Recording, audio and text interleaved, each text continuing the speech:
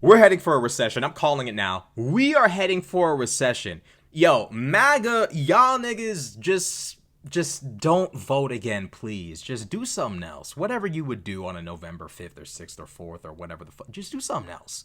Do something other than voting. Like, go play with Legos or step on a Lego or do something. Just don't vote. Caroline Leavitt, little dumbass, come on the stage to tell the American people the White House is going to resume collections on student loans. Now, anybody with a lick of basic understanding of economics, I'm not talking about a degree, a PhD, none of that. I'm just talking about basic understanding, right? If the stock market is being negatively impacted, right, which means companies are losing money, they're not going to be able to hire as much or pay as much.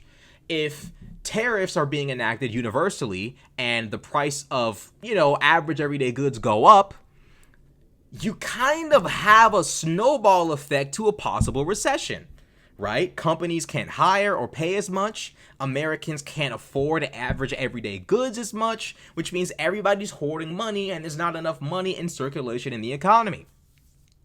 Then you add in the bond market being negatively affected.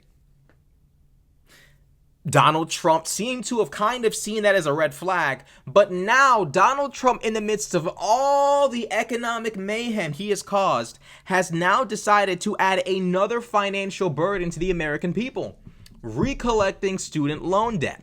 So now the American people are being compounded on by 4 different economic issues. We are headed for a recession. Even if you were one of those buffoons who sat there and thought, I paid my student loan debt, why don't you pay your? Even if you're one of those kinds of people, now's not the time to be trying to be snarky and nasty and fuck you, I got mine. Now's not the time because you just laid the economic foundation for a recession. I don't know if they're doing this on purpose, but whatever's about to happen is about to be, there's going to be some purpose behind it. It's about to be real. Let's watch this fool. Lip emoji ass. Look at this absolute idiot. In other news, the Trump administration has announced we will put an end to Joe Biden's illegal student loan bailout attempts. No student loan has been referred to collection since March of 2020. That comes to an end. On May 5th, the Department of Education will resume involuntary collections for borrowers with defaulted federal student loans. The student loan portfolio controlled by the federal government is nearly $1.6 trillion, but fewer than 4 out of 10 borrowers are in repayment. This is unsustainable, unfair, and a huge liability for American taxpayers. Debt cannot be wiped away. It just ends up getting transferred to others. So why should Americans who didn't go to college or went to college and responsibly paid back their loans pay for the student loans of other Americans? Caroline Leavitt got to be the dumbest person in American history. Imagine getting paid to go on stage and say this dumbass shit. I showed y'all that video of her praying to God, asking for the strength to lie. Well, she didn't say it like that, but all she ever does is lie. When I went live last week, we literally reacted to Caroline Leavitt praying to God before she goes out on stage. Lord Jesus, give me the strength and the wisdom to lie? I'm not going to say you're going to hell, but we're all thinking it. We're all thinking you're going to hell. You're going to hell. I didn't say that. But Caroline Leavitt is an idiot. For you to come on stage and say this shit, you are the face of every mistake the Trump administration makes. And it doesn't help that you have a nasty attitude. It's ironic because conservatives hate seeing black women in these kinds of positions. And it's funny how the last press secretary, who was black, was treated like she was disrespectful and rude because she was black. She was so mild-mannered and so nice. Now we have basically Bonquisha. I'll be listening to Caroline Leavitt and I'm like, oh, damn, Sharkeisha, damn, she's an attitude, always mad at somebody. Damn, you're rich, you're working your dream job. Shut the fuck up. She's so mean. White man in the crowd trying to ask a question. She damn. Chill. You know what I'm saying? You getting paid to lie for a living. A lot of people wish they could do that. Greedy ass. So she comes on stage saying this shit, talking about some, why should Americans who paid off their debt, have to watch other people not have to pay off their own. Oh, what did she say? Debt doesn't disappear. It gets paid off by someone else. Right. Marjorie Taylor Greene's PPP loan debt. is now paid for by, I guess, the taxpayer. All these rich folk who took out PPP loans when they didn't need to, who didn't have to pay them off, their debt doesn't matter. Their debt's not being repossessed because they're special. They're this thing called rich. They're this thing called rich. And if you're not rich, I guess you just don't matter. Caroline Levitt sits there and says, why should Americans who, didn't go to college and responsibly paid off their debt, and that was her little wink to their constituency. Americans who didn't go to college and Americans who responsibly paid off their debt, why should they have to watch you not have to pay off your own? Now, we can extrapolate this to anything. Why should Americans who suffered from polio and measles have to watch other Americans not have to do that? Why can't we all just die? Like, why can't we all just die? We can really just stretch this. Why should, you'll get parents tell stories about how they went to school, they crossed through a lake of alligators, walked up a hill full of vampires, trekked a blizzard. Your parents describe going, it's always like World War III. The Viet Cong were trying to kill them, and they went to school with tactical grit, all kind of bullshit. That is how American conservatives treat everybody else back in my day. You know what I'm saying? Like, these niggas really that's how they want us to live. They want us to, well, since I went to school and I was fighting samurais and Viet Cong, you need to do that. Damn.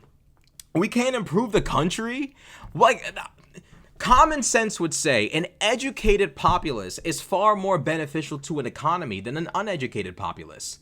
A populace qualified to do a litany of jobs actually drives the economy. A population of educated people can get better jobs, which means they're earning more, which means they're spending more. You can't just do this in light of what you just did with the tariffs, the damage you caused to the stock market, to the bond market, and to the purchasing power of the American dollar. You can't just bring this in now. Does Trump actually think this is him giving his base a wink wink and a nudge nudge and a yeah? No. Mike Johnson and friends just ran up a $1.2 trillion fucking spending bill for the Department of Defense.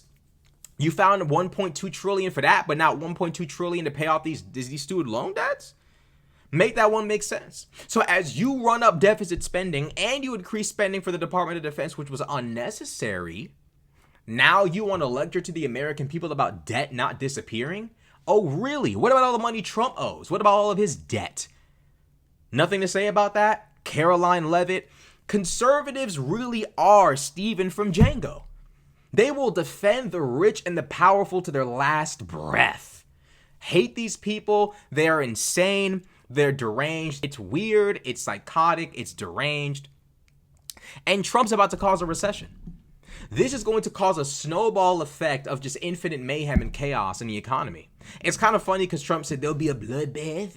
If Biden wins, there'll be an economic bloodbath. And now he's won, and I feel like I'm just surrounded by mayhem, which I am.